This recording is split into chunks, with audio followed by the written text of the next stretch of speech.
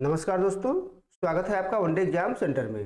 दोस्तों, आज के वीडियो में हम लोग शिष्ट साहित्य के बारे में अध्ययन करेंगे और जानेंगे कि शिष्ट साहित्य किसे कहते हैं और शिष्ट साहित्य में कौन कौन सी विशेषताएं पाई जाती हैं।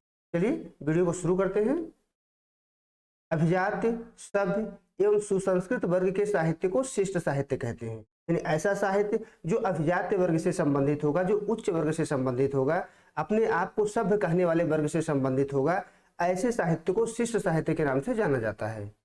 शिष्ट साहित्य जो होता है तर्क पर आधारित होता है, परिष्कृत होता है और संस्कारित होता है। यानी शिष्ट साहित्य तर्क पर आधारित होगा, परिष्कृत होगा और संस्कारित होगा।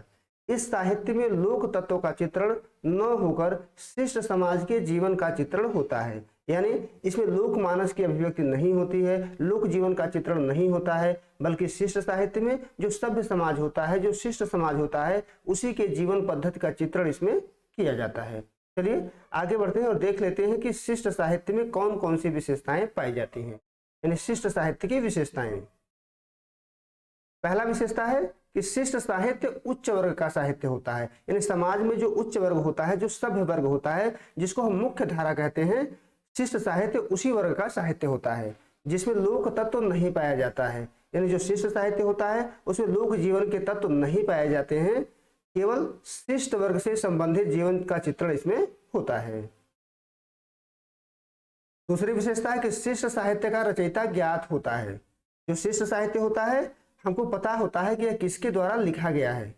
लोक साहित्य में ऐसा नहीं होता है। लोक साहित्य का रचयिता हमें ज्ञात नहीं होता है, वो संपूर्ण लोक की रचना मानी जाती है। लेकिन शिष्ट साहित्य में ऐसा नहीं होता है। शिष्ट साहित्य का रचयिता ज्ञात होता है, हमको पता होता है कि किसके द्वारा इस रचना की रचना की गई है। अगली विशेषता है कि शिष्ट साहित्य लिखित होता है, लिखित रूप में हमारे सामने उपस्थित होता है ग्रंथ के रूप में, जो पीढ़ी दर पीढ़ी उसी रूप में हस्तांतरित होता है। लोक साहित्य में क्या होता था कि लोक साहित्य में लिखित नहीं होता था, मौखिक होता था।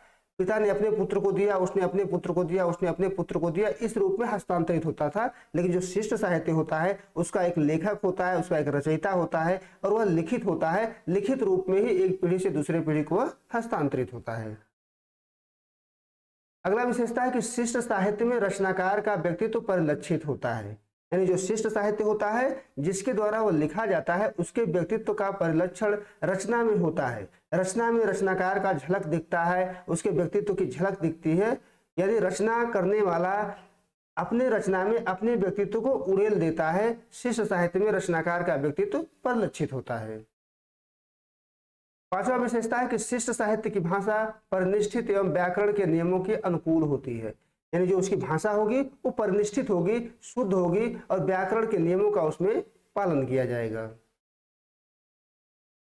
अगला विशेषता है कि शिष्ट साहित्य लोकमानस की परिष्कृत अनुभूति को ग्रहण करता है तथा उसे साहित्य शास्त्र के सांचे में ढालता है। यानी जो शिष्ट साहित्य होता है वो लोक जीवन से लोकमानस से अनुभूतियों को ग्रहण करता है। उस अनुभूतियों को ग्रहण करने के बाद साहित्य शास्त्र के सांचे में ढाल करके शिष्ट साहित्य का निर्माण करता है।